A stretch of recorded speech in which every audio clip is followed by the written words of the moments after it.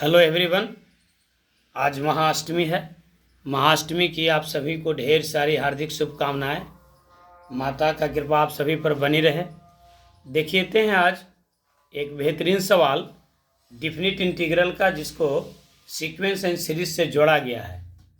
सवाल देखिए। क्वेश्चन है let I N is equals to 0 to π/4 10 to the power nx dx, then I2 plus I4, I3 plus I5, I4 plus I6 are in option है AP, GP, HP, none.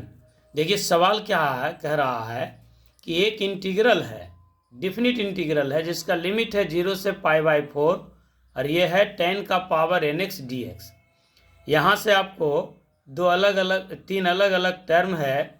इस तीनों term के बारे में पूछा जा रहा है कि तीनों टर्म किस सीक्वेंस में होगा।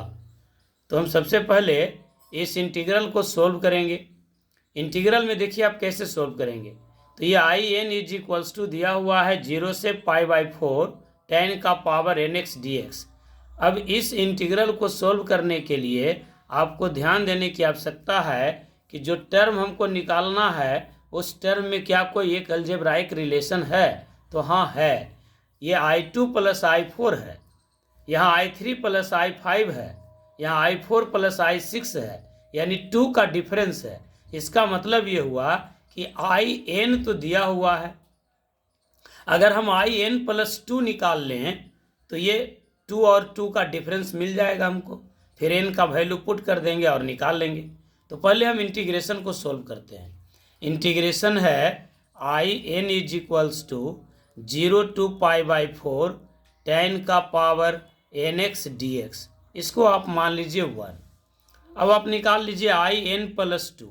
तो आई एन प्लस 2 का मतलब हुआ इस इंटीग्रल फंक्शन में जहाँ जहाँ n है वहाँ वहाँ n प्लस 2, यानी n को रिप्लेस कर देना है n प्लस 2 से। तो ये हो जाएगा 0 से π/4 10 ऑफ n प्लस 2 या 10 का power n plus 2x into D x. इसको मान लेते हैं 2। अब इस 1 और 2 को जोड़ देते हैं। तो यहाँ लगा देंगे अलजेब्रा ऑफ इंटीग्रेशन, यानी जोड़ का इंटीग्रेशन बराबर इंटीग्रेशन का जोड़। तो आपको क्या मिल जाएगा, आपको मिलेगा I N plus 2 is equals to 0 से π/4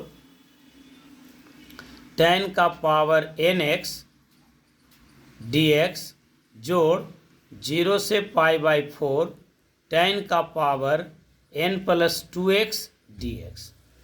और इसको फर्दर एक्सपेंड करते हैं तो मिलेगा i का पावर n प्लस i का power n plus 2 is equals to 0 से π/4 10 का पावर nx प्लस 10 का power n plus 2x dx। इसका मतलब हो गया I N plus I plus 2 is equals to, यहाँ लिख सकते हैं आप 0 से π/4 10 का पावर nx और यहाँ है 10 का पावर n प्लस 2। इसका मतलब आप क्या कर सकते हैं, एडिशन में पावर रहता है तो वो प्रोडक्ट में टूट जाता है, यानी 10 का power nx into 10 square x dx। अब और इसको फर्दर एक्सपेंड कीजिए तो I N plus 2 is equals to होगा 0 से π/4। यहाँ देखिए 10 का पावर nx कॉमन हो जाएगा तो यहाँ मिल जाएगा 1 और यहाँ बचेगा 10 स्क्वायर x dx। अब इस 1 प्लस 10 स्क्वायर x को आप जानते हैं, ये है sec square x। 1 plus 10 square theta is equals to sec square theta. तो आई एन जोड़ आई एन प्लस 2 बराबर होगा 0 से π/4 10 का power nx into sec square x dx। अब इस 10x को आप मान लीजिए z, पुट कर दीजिए 10x is equals to z। तो इसको डिफ्रेंशिएट करते हैं इंटीग्रेशन में। जब कोई चीज़ सब्स्टिट्यूट करते हैं तो उसको इंटीग्रेट भी करते हैं। तो जब इंटीग्रेट करेंगे तो 10x का क्या मिलेगा, सेक स्क्वायर x, और z का मिलेगा dz बाई dx को एक लाइन और क्रॉस मल्टीप्लाई कर दीजिएगा तो मिल जाएगा sec square x d x is equals to d z. और आप जानते हैं कि डिफिनिट इंटीग्रेशन में जब आप सब्स्टिट्यूशन यूज करते हैं तो लिमिट का भी चेंज होता है, उसको चेंज ऑफ लिमिट बोलते हैं। यानी यहाँ पर जो लिमिट दिया हुआ है वो एक्स के लिए है, और हम अब सवाल बनाने जा रहे हैं जेड में, तो लिमिट भी होना चाहिए जेड का। तो जेड का लिमिट निकालते हैं। तो ये एक्स का वैल्यू दिया हुआ है 0, तो लिखेंगे when x is equals to 0 z is equals to tan 0। Z का वैल्यू है tan x, तो यहाँ x का मान रख देंगे 0, और tan 0 का वैल्यू होता है 0। और जब x बराबर रखेंगे π/4 तो z बराबर हो जाएगा tan π/4, और इसका वैल्यू हो जाएगा 1। तो ये आपका इंटीग्रल जो था वो क्या मिलेगा, in plus in plus 2 is equals to, जो 0 से π/4 था वो हो जाएगा 0 से 1, 0 से 1, और इस tan x के जगह पर रख देंगे z, तो z का पावर n, और इस sec square x d x के जगह पर रख देंगे dz। तो अब जानते हैं कि z के पावर n का इंटीग्रेशन क्या होता है, z के पावर n का इंटीग्रेशन होता है z का पावर n प्लस 1 बटा n प्लस 1, और लिमिट हो जाएगा 0 से लेके 1 तक। तो अब आपका in जोड़ in प्लस 2 बराबर हो गया, इस डिफिनिट इंटीग्रेशन को सोल्व करेंगे। सोल्व करने में क्या करेंगे, z के जगह पर पहले 1 रखेंगे, तो हो जाएगा 1 का पावर n प्लस 1 यानी 1 डिवाइडेड बाई n प्लस 1, फिर बीच में माइनस। अब z के जगह पर 0 रखेंगे, तो 0 का power n plus 1 upon n plus 1 यानी 0।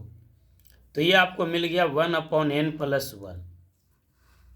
अब इस रिजल्ट को हम यूज करेंगे, ये इंटीग्रेशन का सवाल था लेकिन इसको जोड़ दिया गया सीक्वेंस एंड सीरीज से। यही जेई की खासियत होती है, इस टाइप के सवाल पूछे जाते हैं।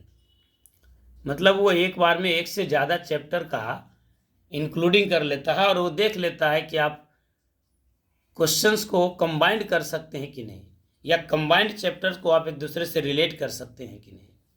तो in प्लस 2 का वैल्यू मिल गया 1 अपॉन n प्लस 1। तो आप क्वेश्चन को देखिए, क्वेश्चन में क्या था, क्वेश्चन में था i2 plus i4, i2 plus i4। इसका मतलब n के जगह पर अगर हम 2 पुट कर देते हैं तो ये 2 हो जाएगा और ये 4 हो जाएगा। यानी हमको i2 प्लस i4 निकालने के लिए इस इंटीग्रल के रिजल्ट में n के जगह पर क्या पुट कर देना होगा, तो 2। तो 1 अपॉन 2 प्लस 1 यानी 1 अपॉन 3। इसी प्रकार से अगला टर्म था i3 प्लस i5। तो i3 प्लस i5 के लिए n का वैल्यू क्या पुट करेंगे आप, 3, तो ये हो जाएगा i3 और ये हो जाएगा i5। तो n के जगह पर 3 पुट करेंगे राइट हैंड साइड में भी, तो यहाँ मिलेगा 1 अपॉन 3 प्लस 1 यानी 4। एक टर्म और था i4 plus i6, i4 plus i6। तो यहाँ n के वैल्यू पे आप पुट कर देंगे 4, तो n का वैल्यू जब 4 पुट करेंगे तो ये हो जाएगा 1 अपॉन 5। अब इसी तीनों टर्म के बारे में पूछा जा रहा है कि ये तीनों टर्म किस में होगा। यानी i2 प्लस i4 मतलब 1/3, i3 प्लस i5 यानी 1/5, और i4 प्लस i6 अर्थात 1 अपॉन 5 ये 1/4 था। तो 1/3, 1/4, 1/5 ये आपको पूछा जा रहा है कि ये किस में है। तो आप जानते हैं कि 3, 4, 5 AP में है, तो इनका उल्टा किस में हो जाएगा, HP में। HP का कोई अपना डिफिनीशन है नहीं हार्मोनिक प्रोग्रेशन का। अगर कोई सीक्वेंस AP में है तो उसका रेसिप्रोकल AP में होगा, और अगर कोई सीक्वेंस AP में है तो उसका रेसिप्रोकल HP में होगा हार्मोनिक प्रोग्रेशन में। तो आप देख रहे हैं कि 3, 4, 5 ये AP में है, जिसका कॉमन डिफरेंस 1 है, फर्स्ट टर्म 3 है। तो जब 3, 4, 5 AP में हो गया तो इसका उल्टा किस में हो जाएगा, HP में हो जाएगा। यानी ये आपका ऑप्शन हो जाएगा, ऑप्शन आपका यहाँ देखिए होगा HP में, यानी आंसर हो जाएगा आपका सी। सवाल को एक बार फिर से देख लीजिए, समझ लीजिए। ये in इज इक्वल्स टू दिया हुआ था 0 से π/4 tan का पावर nx dx, और हमको पूछा जा रहा था I2 + I4, I3 + I5, I4 + I6। हमने क्या किया, In को एक्सपेंड करते हुए n+2 को एक्सपेंड किया, In और In+2 निकाला। क्यों निकाला? क्योंकि जो टर्म था उसमें 2 का डिफरेंस था, 3 का डिफरेंस रहता तो 3 निकालते। लेकिन इस तरह से इंटीग्रेट में सेट करेगा सवाल कि आप उसको इंटीग्रेट अच्छे से कर सकें। उम्मीद है कि ये सवाल आप अच्छे से सीख गए होंगे। सवाल को अंत तक देखने के लिए आपका बहुत बहुत धन्यवाद। वीडियो को लाइक कीजिए, चैनल को सब्सक्राइब कीजिए और अपने दोस्तों में से शेयर भी कीजिए। Thank you.